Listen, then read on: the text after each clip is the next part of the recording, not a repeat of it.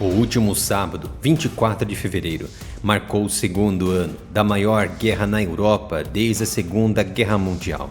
No início do sábado, numa cerimônia no aeroporto de Hostomel, onde em 2022 as tropas ucranianas fizeram recuar as forças russas que avançaram sobre a capital Kiev, a presidente da Comissão Europeia, Ursula von der Leyen, elogiou a resistência de Kiev, dizendo: "Você salvou o seu país, você salvou a Europa", diretamente a Zelensky. Ursula ainda destacou o apoio inabalado que a União Europeia manterá à Ucrânia, dizendo, abre aspas, apoiaria financeira, econômica, militar e moralmente, até que o país seja finalmente livre, fecha aspas, destacando ainda que a primeira parcela de um pacote de ajuda de 50 bilhões de euros, cerca de 4,5 bilhões de euros, seria transferida para a Ucrânia já no próximo mês de março. A presidente da Comissão Europeia esteve em Kiev juntamente com a primeira-ministra italiana Giorgia Meloni, que assumiu a presidência do G7 em janeiro, Alexander De Croo, da Bélgica, e Justin Trudeau, do Canadá, para conversações com Volodymyr Zelensky. O Canadá e a Itália anunciaram após as conversações que assinaram garantias de segurança com a Ucrânia, que visam formalizar o apoio à Ucrânia por um período de 10 anos. Ottawa também prometeu 2 bilhões de dólares adicionais em ajuda financeira de defesa. Representantes da OTAN, senadores dos Estados Unidos e parlamentares europeus, bem como o ex-primeiro-ministro britânico Boris Johnson, também viajaram a Kiev no sábado para se encontrarem com as autoridades ucranianas. Boris Johnson, segundo Vladimir Putin, foi o maior responsável por forçar Kiev a encerrar as negociações de paz e garantias de segurança junto com Moscou, ainda em 2022. O chefe da OTAN, Jens Stoltenberg, não esteve presente em Kiev junto com as autoridades europeias e ucranianas, mas fez uma declaração muito forte que mostra a vontade da aliança em continuar mitigando o avanço russo com apoio incondicional à Ucrânia. Stoltenberg destacou que o presidente Putin começou esta guerra porque queria fechar a porta da OTAN, mas conseguiu exatamente o oposto. A Ucrânia está agora mais próxima da OTAN do que nunca. Ele disse que a OTAN estava ajudando Kiev a tornar suas forças cada vez mais interoperáveis com a aliança de defesa e abriria um centro conjunto de treinamento e análise na Polônia. Isso permitirá ampliar a experiência situacional de combate dos recrutas e reservistas. Mas uma parte da fala de Stoltenberg chamou ainda mais atenção que Putin tentou evitar todo este tempo.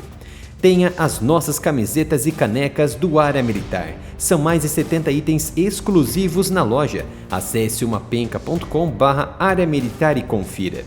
Jens Stoltenberg disse que não há dúvidas de que a Ucrânia se juntará à OTAN no mesmo instante em que os líderes ocidentais se reuniram em Kiev para prometer apoio e marcar o segundo aniversário da invasão em grande escala da Rússia.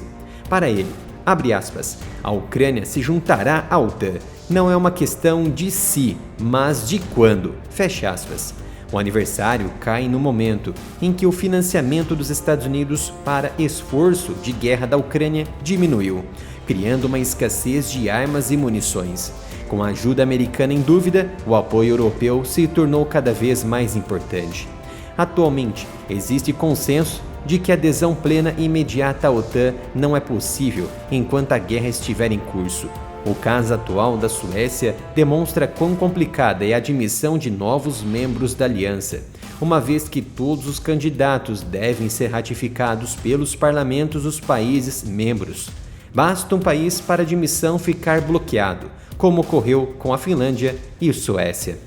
Além disso, se a Ucrânia aderisse agora à aliança, o artigo 5º do Tratado da OTAN obrigaria os membros a se tornarem beligerantes, atingindo exatamente o oposto daquilo que o chanceler alemão Olaf Scholz e outros líderes da OTAN têm apresentado constantemente como objetivo fundamental: evitar uma ação militar direta entre a aliança e a Rússia. Para tanto, como é também o desejo de Stoltenberg em seu último mandato na aliança, os membros propõem agora oferecer à Ucrânia a perspectiva de se tornar membro assim que a guerra finalizar. No entanto, Embora isto possa parecer promissor, há um grande problema.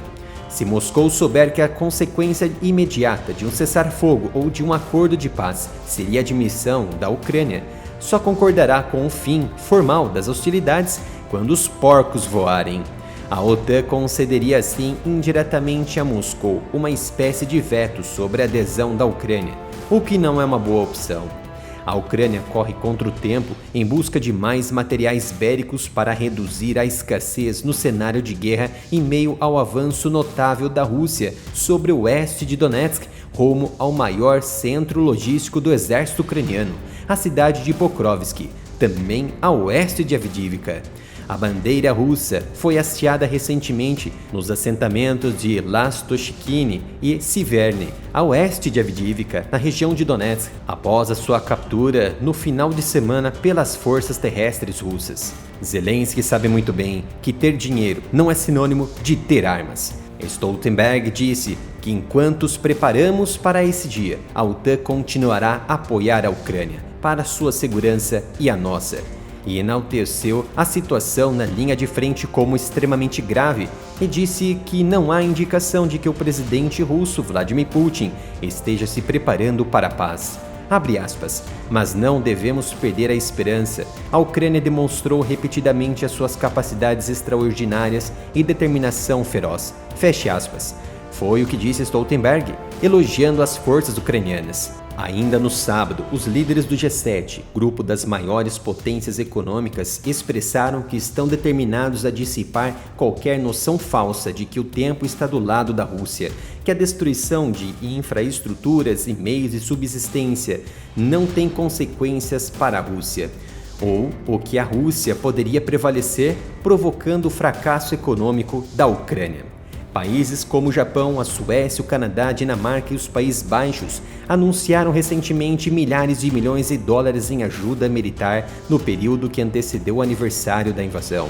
Mas os especialistas militares afirmam que esses compromissos são insuficientes para tapar o buraco criado pela incapacidade do Congresso americano de aprovar o pacote de ajuda de 60 bilhões de dólares. Os Estados Unidos têm sido a maior fonte de ajuda militar à Ucrânia, enviando 46 bilhões de dólares desde o início da invasão, bem como mais 28 bilhões de dólares em outras assistências. O pacote financeiro de 4 anos da União Europeia, no valor de 50 bilhões de euros, terá dificuldades em cobrir as necessidades econômicas ucranianas. Isso porque o déficit orçamental do país, só para 2024, é de cerca de 40 bilhões de dólares. Agradeço mais uma vez a sua presença em mais um vídeo do perfil econômico, político e também social na guerra na Ucrânia. E se gostou, deixe seus comentários, se inscreva e ative as notificações.